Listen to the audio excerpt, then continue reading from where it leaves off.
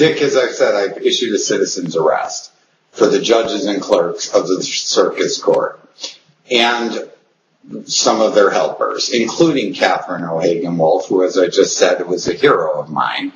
She's a defendant in the ongoing RICO case. She's inextricably tied to Iviewit, and she's handling the complaint as the clerk, and she's handling several of the related cases, and this just seems to defy all conflict laws whatsoever. But basically, I've stopped that case and reported them all for criminal Title 18 violations and more, from the judges to Cuomo to everybody Anderson fingered, U.S. attorneys, etc. And we've called on Scheindlin to do the same. I've petitioned her that she was in the court when Anderson came forth with all these claims that, you know, she has obligations as a judge to report that and get investigations going. And she's a federal judge who can do a lot more than Eliot Bernstein guy out in Florida. So, you know, we called on her to do the right thing. I'm sure she is. And she's another one possibly that may be a hero in this. I don't know yet. She did dismiss my case, but she gave me a 59-page decision that's appealable till the end of time, some have said in the legal circles. But anyways, you know, what you see here is all these heroes are tied to Patent Gate. And once you're a hero, you're always a hero. But since your life can change from that moment, you might not feel like being so heroic when people start threatening you and your family and hold guns over your heads, or as in Anderson's case, beats them up. So these are threats from the top, and they leave people very little room to turn when all of a sudden you see that everywhere you're turning, they're involved. They're not helping you. And so it makes the next guy not want to come forward thinking he's going to go through that abuse. And that's how the organization continues to suppress whistleblowers, etc. And as Anderson shows, they fire you after physically assaulting you. They intercept your phone calls. They post your private medical records online even. You know, I believe it's in violation of HIPAA, which is what the Attorney General did to Anderson from that letter I read earlier, where she states they posted it online as part of a smear campaign. So the Attorney General is running smear campaigns against whistleblowers. And again, while, you know, standing side by side defending on the taxpayer dollar the accused public officials, leaving nobody investigating the accused public officials. It's the perfect crime. They've destabilized the entire system of justice in New York. And so obviously you can get away with whatever crime you want. The other heroes, you know, in this have been my friends, my close friends, Iviewit employees who even being associated with this after it blew up. It's put all of their lives in danger and their families. Many lost their jobs overnight when Iviewit was shut down with no money in the bank accounts twice.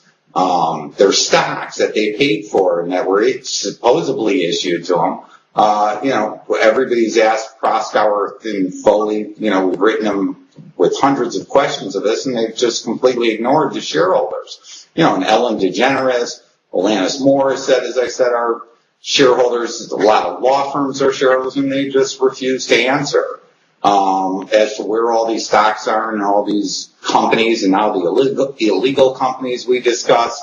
So no wonder they're not answering. But what you see there is that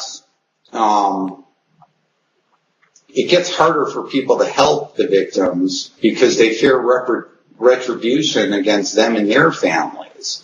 And the people who are victims don't want to bring in people into their lives because they don't want people to be victimized. It's, you know, not that you ask for help, but since you don't want to get anybody hurt, you don't bring a lot of people in, and these people deserve special mention because they're angels. They did this because they didn't fear evil, and they stood in the face of all of this against what was going on and did the right thing and turned, you know, people in and wrote statements and directed me to courts to file using their names. Harry Motes of the Patent Office, the director of the Office of Enrollment and Discipline, who got my patent suspended. Another hero. He came in and got rid of all the attorneys off the thing, got me a team of patent experts, got the commissioner to suspend the patents pending the federal investigations of these criminal attorneys, is working with the FBI. I mean, this is a heroic guy in the face of all that public office corruption. And I just don't know how they haven't, forced him out of the game yet. But, there's been some strange changes at the Patent Office with Obama recently, including after I noticed Obama of this whole crime involving Foley and Lardner and Holder, they put into the Patent Office, former IBM executives, and I'm suing IBM as one of the central players in my patent theft. Utley, Dick, all those guys came from IBM. And they put in, right below the IBM, David Kapos guy, Foley and Lardner partner as one of the chief of staffs or something at the Patent Office right after that, another super high-ranking post. So I'm not exactly sure. And now all of a sudden they're telling us how the patent laws need to be changed overnight, and they want to make it first to invent even, so that the attorney can get your invention and then run to the Patent Office first and file it, and then tell you, sorry, he filed it in his wife's name first, in their name, and you're not the first to invent, it's the first to file. So you can see just how disgusting these people are, and they're trying to rob the greatest jewel, the Patent Office. But, inventors like me will get tired of inventing, and they won't give applications here in the United States, and they'll stop submitting their ideas, and then the country will be left to having ideas from lawyers. And you know what that is? First of all, moralist country, and second of all, a country with no innovation, because a lawyer couldn't innovate himself out of a box. These are perhaps, the only thing they've innovated, Dick, is perhaps how to steal patents, and they didn't even do that very successfully here. So, the country needs to be very awake of what's going on with the lawyers trying to take over the patent department and put themselves as the first to file in every instance. And trust me, that's what Mr. Kapos from IBM is doing at the Patent Office every day. And it's very sad and dangerous to inventors worldwide. And until this nonsense is stopped, I'm suggesting that nobody submit a single patent application at all. And until they, clean up the true patent office of these criminals. And in fact, Motes of the Patent Office threw out the internal people on the files as well, which, to be indicated that there were people inside the patent department that were violating their offices. In fact, I was on a patent call that was supposed to be with the chief of legal for the Patent Office when somebody intercepted the call, told me that I wasn't on the phone with the proper person at the Patent Office, that the phone call was being terminated. And, I filed all kinds of things about them, put all their names in, so it's all in the court record. But, again, it's unbelievable. But their plan, in fact, Dick, involved killing inventors and even the other inventors. And it led to inventors actually coming to me to have their names removed from the patents because they feared for their lives, and especially when they saw a car bomb and they don't see an investigation and, they see what's going on in the courts with me, and they become very scared and almost afraid to show that they invented technologies that helped change the world.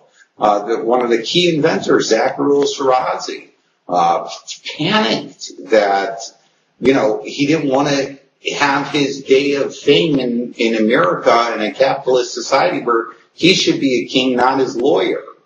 And, just very sad how this extortion destroys people, tries to change history in this instance.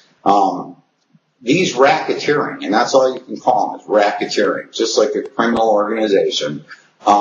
These are exactly what terrorize people from wanting to come forward as whistleblowers or to even help their families, their family members who are victims of this, fearing retribution like economic catastrophe, personal and family risks.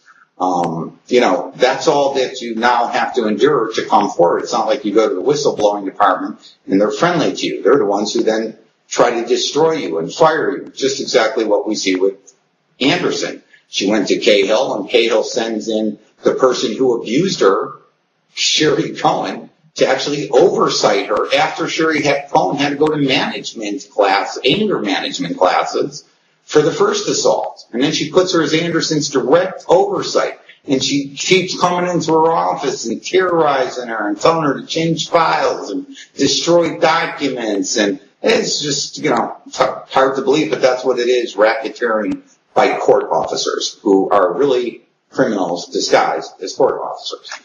And so, even, to imagine for me to trying to go get a job today and bring this whole mess into some new employer's life, putting a car bombing and 50 federal investigations ongoing on your job application basically leaves you highly unemployable.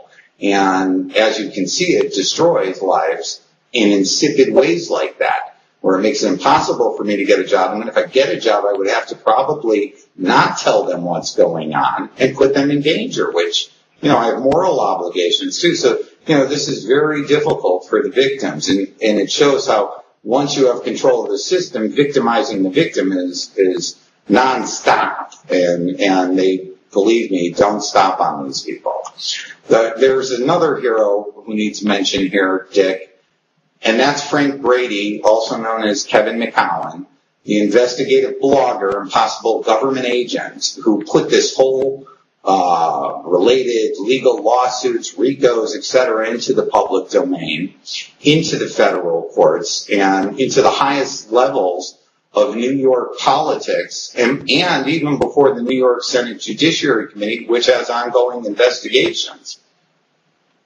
Brady has gone as well to Washington, Dick, and appealed to equally powerful House and Senate Judiciary Committees at the federal level. And I'm also at both of those committees. My information was submitted to John Conyers, who's been investigating now for several years on the House side. On the Senate side, we've petitioned Dianne Feinstein to make changes that hearing notes of the patent officers requested, and we've petitioned her in her role as a Senate Judiciary Committee member, and I know she's contacted federal authorities, et cetera, and is working on it. And again, this takes years because it is a very big conspiracy that needs to be brought down. So even though it looks like sometimes people aren't doing things, and I know a lot of the victims would wish it would happen yesterday, it takes time to bring down a RICO organization, especially one this powerful that's penetrated so many different areas of government, and where the law firms are the ones really breaking it down instead of building it up. They've just completely turned law upside down. And that's because they're criminals operating the justice system, period. And they should go back to crime where they belong. And they'd probably be enjoying life a lot better that way, too. Brady started even grassroots efforts for the victims of the system and challenging the self-regulating attorney bar systems and like me calling them a joke or strip bars or whatever you want to call them, whorehouses. And he put that out there, and it led to Cahill's resignation and, Cahill and Cohen on the stand before Anderson, Cohen lying on the stand in multiple instances. Everybody should get a copy of Christine Anderson's U.S. District Court case and all of her testimony in that case. But, Brady should be commended for bringing this whistleblower to the federal court to tell her entire story, to reveal this massive criminal enterprise inside the government, and he did that at huge personal risk to he and Anderson, and all I know is he must have an angel, on his shoulder each day he walks around New York.